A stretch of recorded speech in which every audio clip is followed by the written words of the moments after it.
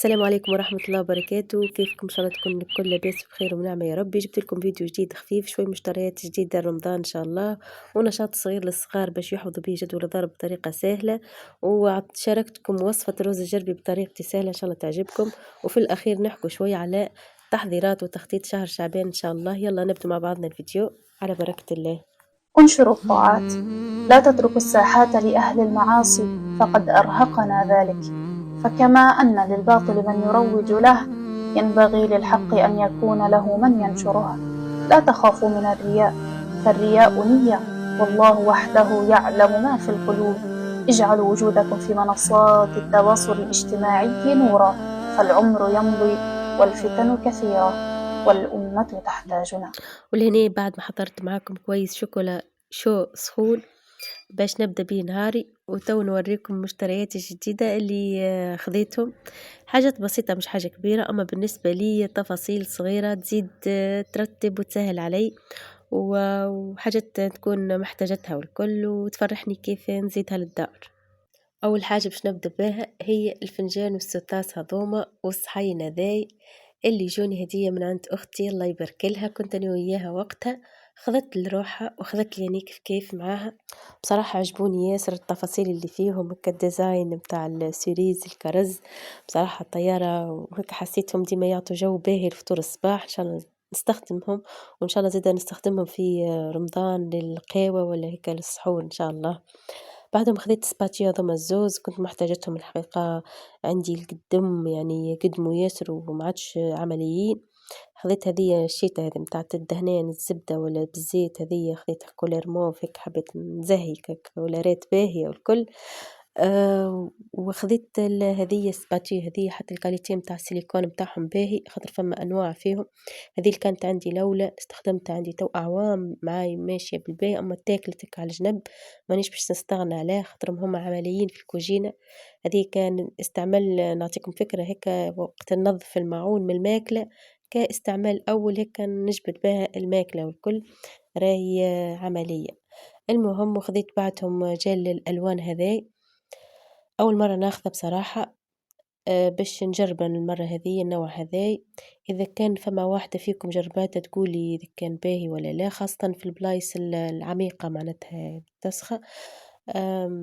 متاع ملابس الملونة، خاطر هو كيما الجفال متاع الألوان البيضة، أما هو متاع الملابس الملونة. وفما زاد استعمالات أخرى فيه، زاد يكون مكون في خلطات هيك باش يستعملوهم كتنظيفات والكل.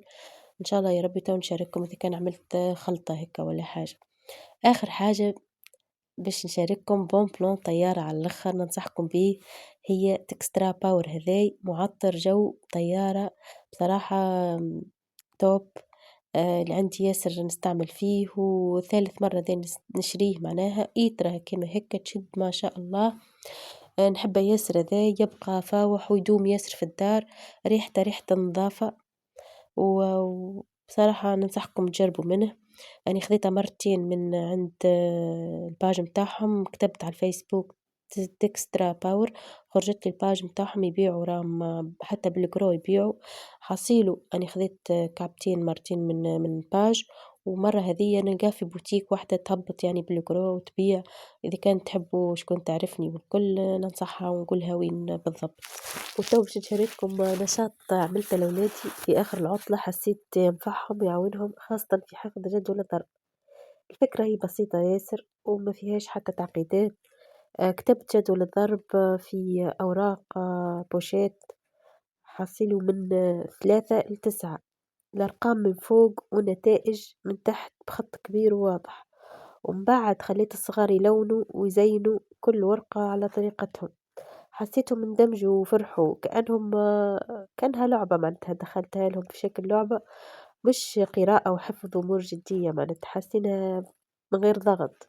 بعد ما كملنا علقتهم الكل على الحيط قدامهم حدا البيروات متاعهم وين هم متواجدين ديما فماك، هيك كل يوم يشوفوهم ويتعودوا عليهم أكثر من غير ما يحسوا. وبديت معاهم في مراجعة خفيفة هيك ونسأل ونجاوب مرة مرة من غير ما نضغط عليهم الكل. وصدقوني حسيت الحفظ يمشي أسرع وال والولاد مرتاحين أكتر من قدّام كيف نبدا نحفّظ فيهم، هيك حسيتها مشت معايا الطريقة، عملت لهم زادة لعبة صغيرة نغطي النتائج اللي موجودة من تحت، ونشوف شكون يجاوب قدّام خوه، نعطيه هيك نقطة ومكافآت هيك نشجّع فيهم معناتها بأسلوب هيك تحفيزي، ضحك وحتى يطلع وفي نفس الوقت يركزوا، وأني شخصيًا يعني حبيت هالحكاية، حاجة بسيطة ما تنجم تعاون أكثر في الطرق الصعيبة معناتها اللي تعمل توتر للصغار والكل وتو باش نسألكم أنتم معناتها إذا كان أنتم جربتوا طرق أخرى لحفظ جدول الضرب مع صغاركم اكتبوا لي في التعليقات نحب نجرب هيك كل مرة طريقة ممكن تنفعنا الكل وننفعوا بها صغارنا والكل، وفي نفس الوقت تواني بالمناسبة قولوا لي إذا كان فما نشاطات أخرى تحبوا هيك نشارككم بها مع بعضنا لصغارنا في معناتها هكايا في تربيتهم، في طريقة معناتها كيفاش نعاونوهم إذا كان ساعة صغار مع بعضهم على رؤوس بعضهم قراب في العمر ولا حاجة، كيفاش نتعاملوا، هيك نناقشوا مواضيع أنتم قولوا لي برك في التعليقات وإن شاء الله يا ربي نتطرقوا لهم في فيديوهات إن شاء الله. وتو باش نوريكم الوصفة، وصفة الرز الجربي بسيطة وخفيفة كيما نحبها. وما نحبش يعني فيها ياسر مكونات ولا ياسر خضرة، في البداية عملت هكاكا كسرة اللوح حطيت فيها المكونات مش ياسر الخضرة كما قلت لكم كان السلك والمعدنوس والحمص وكهو، حطيتهم زدتهم طماطم كما تشوفوا سكالوب مقطع هذيك طروف معناتها موجود وبعد تالي هاني فوحت برشا تفويحات، عملت عملت شوي كليل وشوي زعتر، عملت فلفل أكحل، الكركم، الملح طبعًا، عملت راس حانوت، وعملت الثوم كان شفتوني الثوم هاكا حطيته في حطيت الثوم في حُكّة في الفريجيدير، إن شاء الله يا ربي يخزّن فيا يعني يديم على طول العام، وعجبتني الطريقة هذي، وكان تحبوا إن شاء الله كي نجي باش نخزّن هاكا الثوم اللي باش نحضره إن شاء الله رمضان، توا نشاركه معاكم إن شاء الله. حاصيل وعملت هيك المكونات الكل مع بعضهم، في الآخر تو تشوفوني عملت زيت زيتون، في الآخر زدت البصل بعد ما نسيت حصيله لحقته، حبيت عندي زاد البصل مخزن في الفريجيدير حطيته في الكونجيلاتير، أما عجبني البصل الأخضر اللي هو وقتها تو يعطي نكهة باهية والكل في الرز الجربي، هذا تشوفوني زدته بعد حطيته حصيله على الكسكاس وخليته يتبوخ في عقله. يعطي هكا نكهة باهية، مرة نعمل لسان عصفور، مرة نعمل روز، المرة ذي اخترت نعمل روز، وهواني كي يبدا على معناتها روز خاطر يطيب يشد وقت أكثر من شوربة لسان عصفور، تولي على نار هادية وخليه يطيب في عقلة وكي يطيبوا الكل المكونات الكل، حصيلو هاكا هو هذي حبيت نقول لكم على رز جربي هاكا نعمل فيه خفيف وهاكا نحبوه ويجينا ما شاء الله محلاه.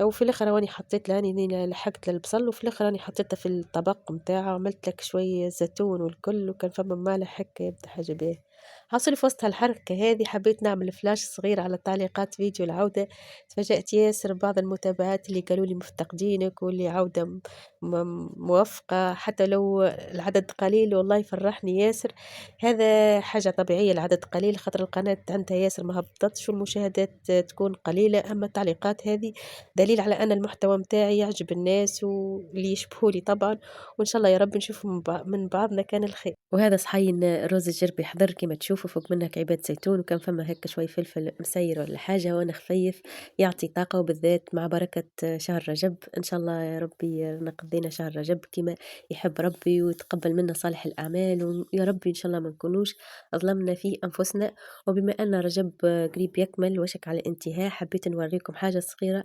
حضّرتها فلاش هيكا متاع التخطيط، وحضرت لتخطيط شهر شعبان، فيه 4 نقاط رئيسية، والتفاصيل إن شاء الله باش نشوفوها في الفيديو الجاي كامل، باش يكون فيديو منفصل، باش نعمل فيه التخطيط خطوة بخطوة. حضّرت الدفتر متاعي وستيلوات وكتبت من فوق تخطيط شهر شعبان، وهذي قاعدة نحضّر فيه نخطط وباش نكمّل البقية إن شاء الله في الفيديو الجاي، حطيت 4 نقاط مهمين، الجانب الروحي وتنظيم العبادات والتحضيرات الخفيفة للمطبخ، فيهم يعني التحضيرات المسبقة والتفريزات يعني نخزّنوا حاجات الكل، المشتريات الضرورية لرمضان. وعملت زاد النقطة الرابعة تنظيم الوقت بطريقة بسيطة هيك باش نمشوا بخطوات واضحة إن شاء الله. الفيديو الجاي إن شاء الله باش نعملوه كامل بالتفاصيل خطوة بخطوة كما قلت لكم ونخدموه مع بعضنا. وبهيك نكون وصلت بكم لاخر الفيديو، إن شاء الله يكون عجبكم وعجبكم المحتوى اللي نقدم فيه، وإذا كان حسيتوا بالفايدة عملوا لي لايك واشتراك في القناة باش يوصلكم كل جديد ديما إن شاء الله، وخلوا لي تعليقاتكم، قولوا لي رايكم وأفكاركم أنتم زادة، خلينا نشتركوا كل مع بعضنا ونستفيدوا كلنا. وإن شاء الله يا رب الفيديو الجاي يكون فيه حاجات جديدة وتخطيط خطوة بخطوة كما قلت لكم باش نكملوا مع بعضنا زادة. والسلام عليكم ورحمة الله وبركاته، إلى اللقاء في الفيديو القادم إن شاء الله.